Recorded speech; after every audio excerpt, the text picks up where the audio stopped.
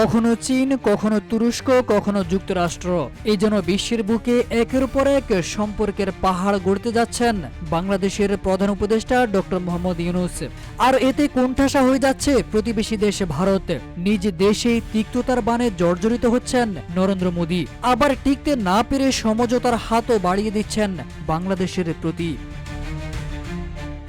এবার ভারতের চিরশত্রু পাকিস্তানের সঙ্গে সরাসরি সম্পর্ক জোরদারের উপর গুরুত্ব দিয়েছেন নোবেলজয়ী অধ্যাপক ডক্টর ইউনূস। ৫৪ বছরে এই প্রথম এতটা নাটকীয় মোড় নিয়েছে বাংলাদেশ পাকিস্তান সম্পর্ক। প্রায় ডিপ ফ্রিজে চলে যাওয়া সম্পর্কটি এখন কেবল স্বাভাবিক বা সচলই নয়, বরং এতে দৃশ্যমান রূপান্তর ঘটতে চলেছে।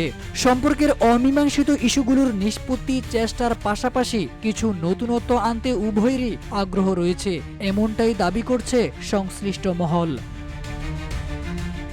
ডক্টর ইউনূস পারস্পরিক সহযোগিতা বৃদ্ধি এবং ব্যবসা বাণিজ্যের সম্ভাবনা অনুসন্ধানে পাকিস্তানের সঙ্গে সম্পর্ক জোরদারের উপর গুরুত্ব দিয়ে বলেন, কিছু প্রতিবন্ধকতা আছে, এসব কাটিয়ে ওঠার উপায় দুই দেশকেই খুঁজে বের করতে হবে এবং সামনে এগিয়ে যেতে হবে।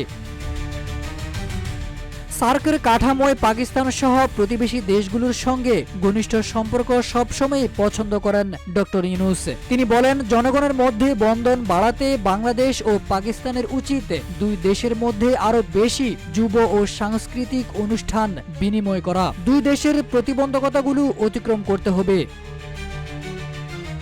প্রধান উপদেষ্টা ২০২৪ সালের সেপ্টেম্বরে নিউ ইয়র্কে জাতিসংঘ সাধারণ পরিষদের ৭৯তম অধিবেশনের ফাঁকে এবং ২০২৪ সালের ডিসেম্বরে D8 শীর্ষ সম্মেলনের ফাঁকে কায়রোতে পাকিস্তানের প্রধানমন্ত্রী শাহবাজ শরীফের সঙ্গে বৈঠকের কথা স্মরণ করে তিনি বলেন, দ্বিপক্ষীয় সম্পর্কের অগ্রগতির ক্ষেত্রে এগুলো গুরুত্বপূর্ণ ভূমিকা পালন করেছে।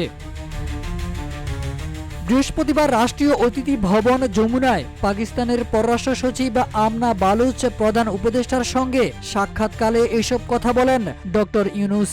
১৫ বছরের মধ্যে প্রথম পাকিস্তানি পররাষ্ট্র সচিব হিসেবে বাংলাদেশ সফর করেছেন আমনা বেলুচ।